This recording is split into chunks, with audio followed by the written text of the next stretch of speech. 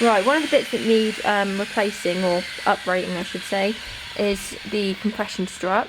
So when we took this off, we noticed that the back of the wheel was actually sort of rubbing against this and wearing it away. So I just put a strengthener on the back of it, welded that on, welded this up, because this is actually hollow. Like, we thought it was solid, but it's not, it's actually hollow. So we've decided that to basically fix this problem, we're going to cut there and there, and we're going to replace that with a bit of 20mm solid round steel. So that'll mean it's just a bit stronger and a bit more solid, and where it's rubbing, we're actually going to put a little kick in it as well, so that'll just give that a bit of clearance, because you don't make the wheels fit the car, you make the car fit the wheels. So that's what we're going to be doing next. While I'm doing that, Dad is lengthening the bottom arms, so that'll give us a bit more camber, because that's another thing we wanted to do. Something else we wanted to do as well, while I remember, is add a little bit more caster as well. So that'll be something else that we've got to do. But yeah, so I'm going to get this all replaced with solid basically.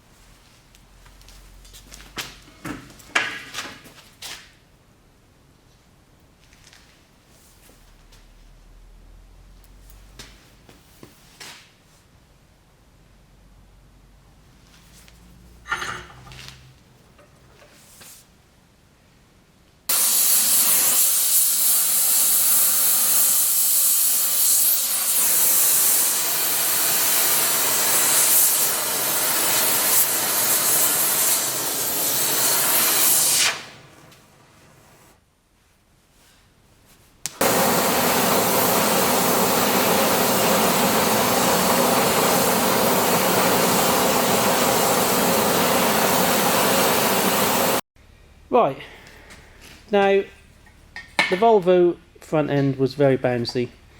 The old legs weren't up to much, so what we decided is this is what the original leg looked like, and what I've done is I've cut that off.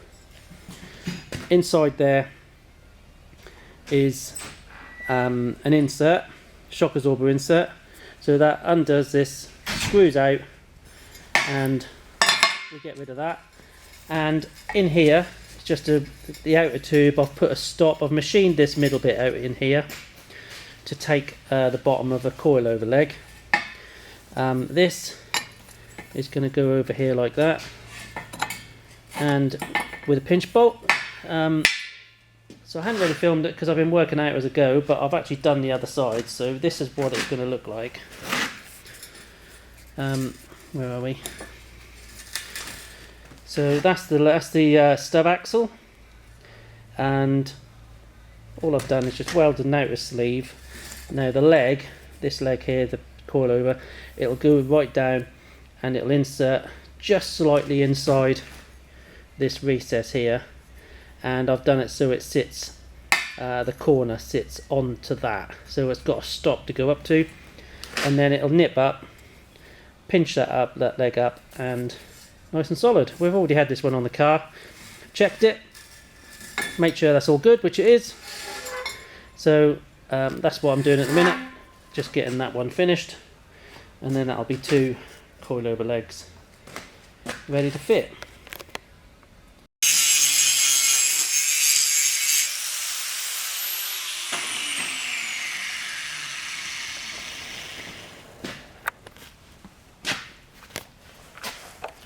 What I'm going to do is extend that on there, which is the same thickness. I've just V'd it all out so we can get full penetration weld, and then that will extend that by 40mm, and then once we've got that all welded up and hot welded, we'll then put some braces on it, top and bottom or wherever that Looks like that'll be stronger, and so it also clears the ball joint. Look alright? Looks good. That should give us that that extra camber we need. Yeah. And then once we've done that, or once you've done that compression strut, that should give us a line position for the coilover. Yeah, alright then. I'll get that done. And then we can get the top mount done. And then what else are we going to do? Just to put a bit of clearance on the chassis rails. Yeah. The tyres rubbing, aren't we? Right, so while I've been bending up the compression struts, Dad has been modifying the bottom arms. As you can see, they've been strengthened and extended by, I think he said it was about 25-30 mil, something like that. I will just have to check on that. But basically we've just added a bit of steel in the same thickness as what this already is, and then we've added a bit on the top and bottom as well, just to strengthen it, which is basically the same way as the E36 and 46s are done, so it should give us a little bit more negative camber, as well as the compression struts, which I've been bending up. I was just going to put one little notch in. That was what I was doing originally. However, we were talking about it and we decided that we might as well just put a bit more of a kick in it, just for basically just more clearance. So it should give us a little bit more lock, because I think I did show before that the wheel was actually rubbing on the compression strut and actually cutting into it a little bit. So yeah, we've just put some 20 mil solid round in, and that should be sturdy enough. Put some nice hot welds on it, V'd it all out. So hopefully they should hold up. I'm just going to wax some paint on them as well. But now that's all done, we've just got to finish putting the shock on, or putting the coilover on, and then I think we are sort of where we need to be. Oh, one other thing, we've also got to extend the steering arm, the track rod end as well, so that's another thing we've got to do. And then I think we're pretty much good to go. We've checked the camber and the caster and we're pretty happy with it, so yeah, I think the next thing is just get these in paint and get it all fitted up. We've got BMW Coilovers. As you can see, we made the top mount, coming down into a sleeve, extended the bottom arm as well, and also we cranked the compression strut just so we had more clearance on that as well, because we're a bit worried about that rubbing. As you can see, that has been rubbing on that, on the inner bit there as well. Are you ready for drift day number 3? Yep. Is the car going to brake? Probably.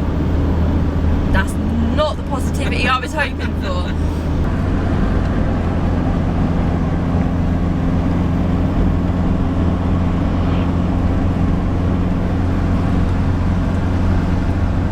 Well, that didn't quite go to plan. We went to the drift event, tried it all out. I went out first, Beth went out second.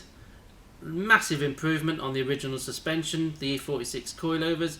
Really, really good. Drifting was so much easier, wasn't quite so hard to get it into a skid as well. And then we had problems, and we didn't even film anything because we were going out first just to try it, and we didn't even film it until we were then getting ready to film it, weren't we? Yeah, we're then going to get the camera, go out again. I think, didn't I drive it, or go to line it up, and just the clutch just felt a bit dodgy, and then I went to put it in reverse, and it didn't move. Yeah. And I was stuck there. Right, so what happened was this bung here, that unscrewed and fell out. Luckily it was lying just down here in the chassis rail, and it actually heated up the servo and the clutch master cylinder, and done the rubbers in it, so then we lost our clutch. Spent about 5 hours in the freezing cold trying to fix it. And get it going again, and we had to give up, didn't we? We did. Because unfortunately there's no one else there with a Volvo that we could have shot ourselves in the foot with that one a little bit. That might have had some spares, and the clutch master cylinder was just not any spares you'd take with you. So yeah, that was the problem, but we now got it fixed, or we're now waiting for the seals to come. And we're in the process of fixing the bung so it doesn't fall out anymore. Yeah, so what we're doing, we're putting a little tab on it, then we're just going to wire it in just so that don't unscrew. So that's it for this video. Thanks for watching, and we'll catch you in the next one.